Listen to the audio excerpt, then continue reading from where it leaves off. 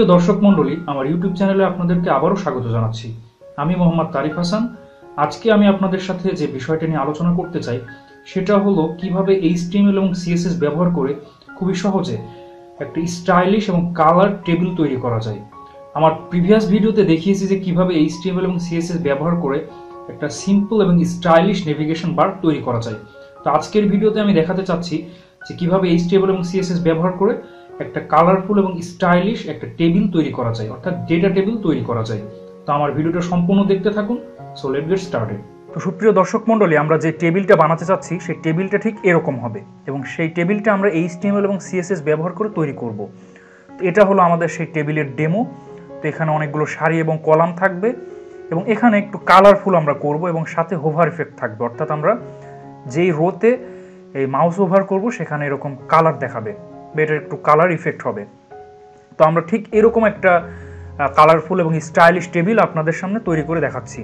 তো প্রথমে আপনাদেরকে একটা HTML টেক্সট এডিটরে যেতে হবে, অর্থাৎ যেখানে আমরা HTML এবং CSS কোড লিখতে পারি।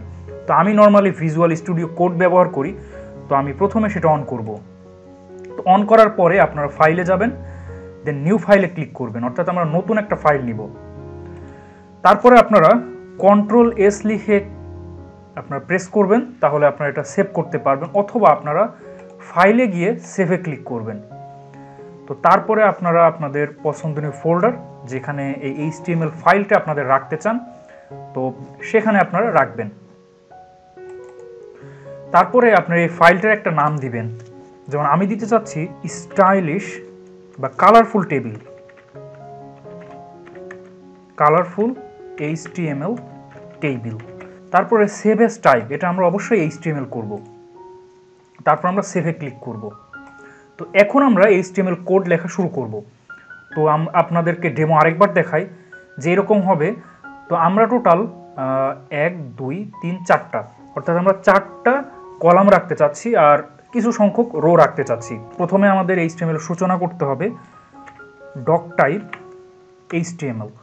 তো এটা আমরা লিখলাম, দেন আমরা HTML লিখব, তারপরে আমরা ক্লোজ করব। তারপর আমরা হেড ট্যাগটা লিখব এবং হেড ট্যাগটা ক্লোজ করব এবং এর ভিতরে আমরা টাইটেল ট্যাগ লিখব,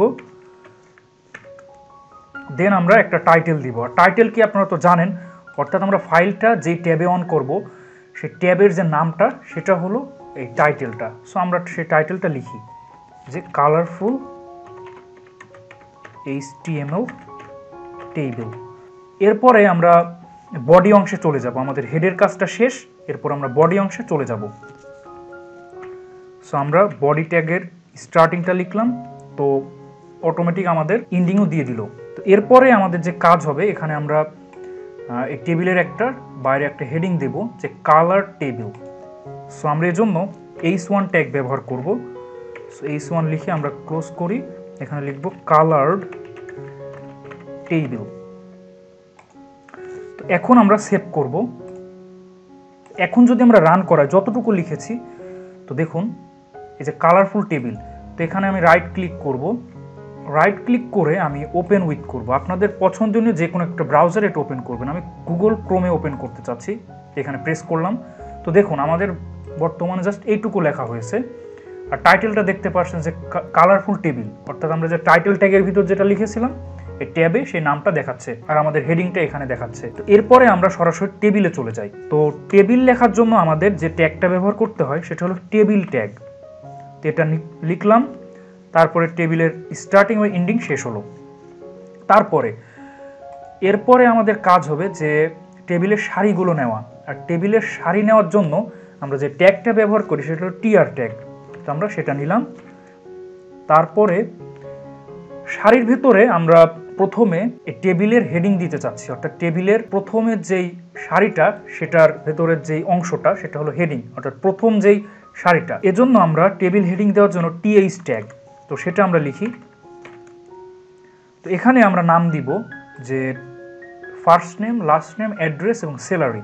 তো এজন্য আমাদের টোটাল 4টা টেবিল হেডিং লাগবে, অর্থাৎ first name, last name, address, salary. তো আমরা সেটা লিখে ফেলি যে ফার্স্ট নেম, দেন আবার TH নিব, এখানে লিখব লাস্ট নেম,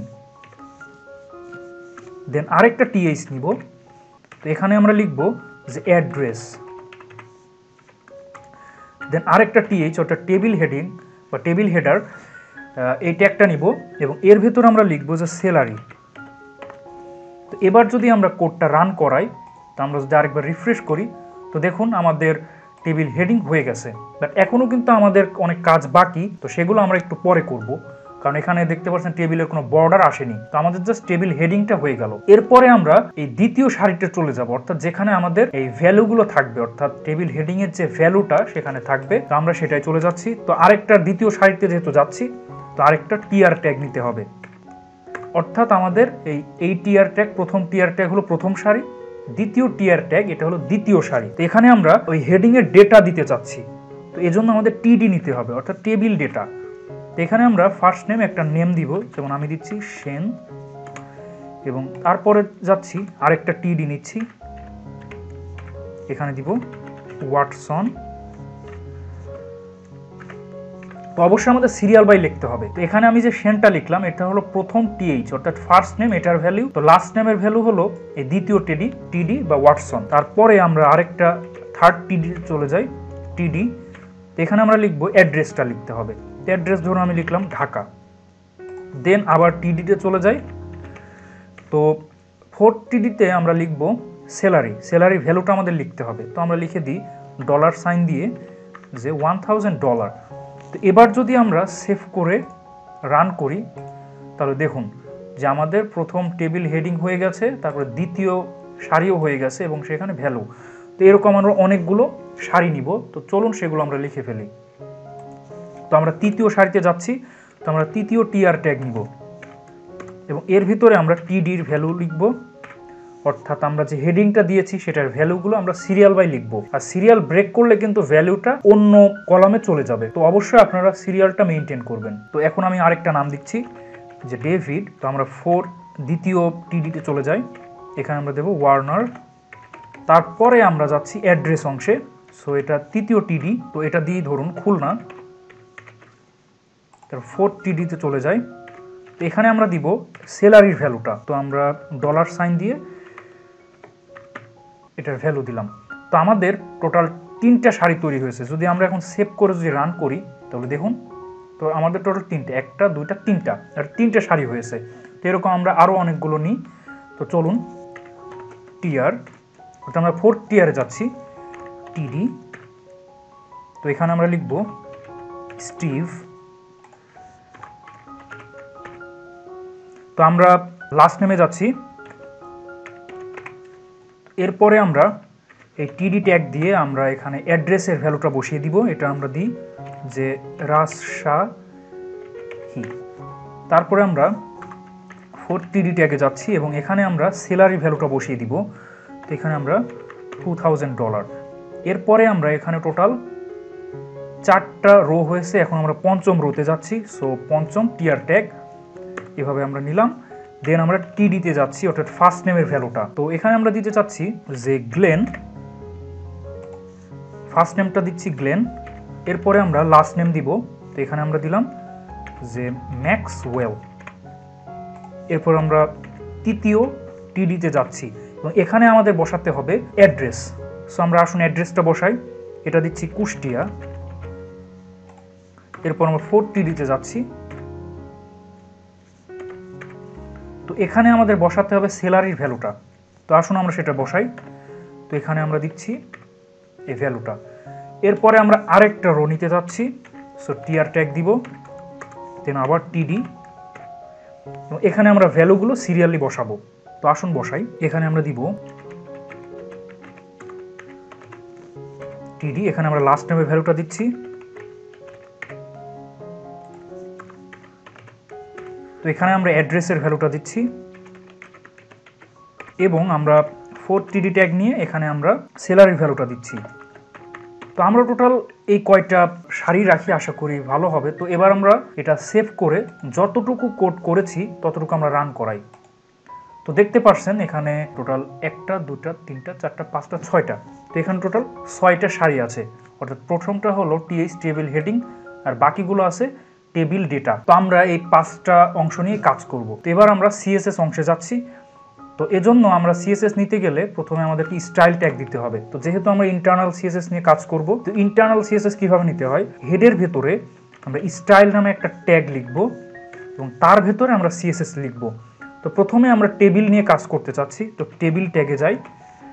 তো এখানে আমরা যে কাজটা করব সেটা হলো যে আমরা টেবিলে একটা বর্ডার ক্রিয়েট করতে চাচ্ছি চারিদিকে। তো বর্ডার 1 পিক্সেল সলিড ব্ল্যাক। এবার সেভ করে যদি আমরা রান করি তাহলে দেখুন তো আমার টেবিলের চারিদিকে একটা বর্ডার ক্রিয়েট হয়েছে। তো এবার আমাদের টেবিলের সাইজটা দিতে হবে। তো আমরা টেবিল উইডথ দিয়ে দিচ্ছি, তো এটা আমরা 100% দিয়ে দিচ্ছি। এবার যদি আমরা সেভ করে আবার রান করি তাহলে দেখুন তো দেখতে পাচ্ছেন আমাদের টেবিলটা, বাট এখানে একটু এলোমেলো দেখাচ্ছে। তো এটা আমরা একটু স্টাইলিশ করব। তো এরপরে আমরা চাচ্ছি যে টেবিলের প্রতিটা রো আলাদা আলাদা একটা বর্ডার করতে। সো আমরা টিএইচ একটা টেবিল হেডিং এর ভেতরে একটা বর্ডার রাখতে চাচ্ছি। So border 1 pixel solid black. তো দেখুন তো দেখতে পাচ্ছেন যে আমাদের এরকম আলাদা আলাদা একটা বর্ডার ক্রিয়েট হলো, বাট আমরা এটা চাচ্ছি না। এটা কিন্তু আলাদা আলাদা বর্ডার তৈরি হয়েছে, বাট আমরা চাচ্ছি যে একটা বর্ডার দিতে। সো এজন্য আমাদের যে কাজটা করতে হবে সেটা হলো যে টেবিল এটার ভেতরে বর্ডার কোল্যাপস, আমাদের বর্ডার কোল্যাপস দিতে হবে। এটা আমরা কোল্যাপস দিব, তাহলে দেখুন আমাদের কি চেঞ্জ আসে।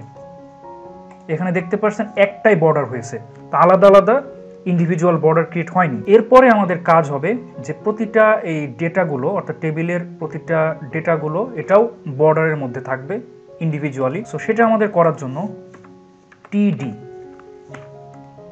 এই টিডিতে আমরা বর্ডার ক্রিয়েট করব 1 পিক্সেল সলিড ব্ল্যাক। এবার আমরা এটা সেভ করে এবার যদি আমরা রান করি তাহলে দেখুন তো দেখতে পাচ্ছেন আমাদের একটা বর্ডারও ক্রিয়েট হয়ে গেল অর্থাৎ প্রতিটা।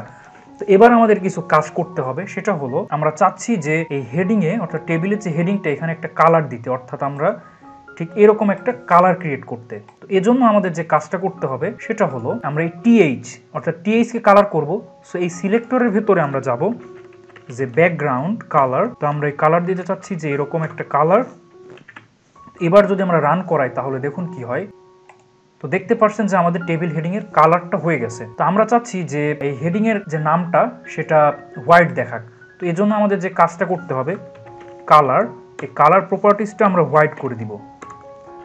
তাহলে এবার দেখুন তো দেখতে পাচ্ছেন যে এবার হেডিং এর নামটা টেবিল হেডিংটা এটা সাদা দেখাচ্ছে। তো আপনারা দেখতে পাচ্ছেন যে প্রতিটা ভ্যালুগুলো এটা খুব আঁটোসাঁটো হয়ে আছে। আমরা চাচ্ছি যে এর মাঝে একটা গ্যাপ রাখতে, তো এজন্য আমরা প্যাডিং নিব। তো আমাদের কাজ হবে টিএইচ এর ভিতরে যদি আমরা প্যাডিং নিই তাহলে দেখুন কি হয়।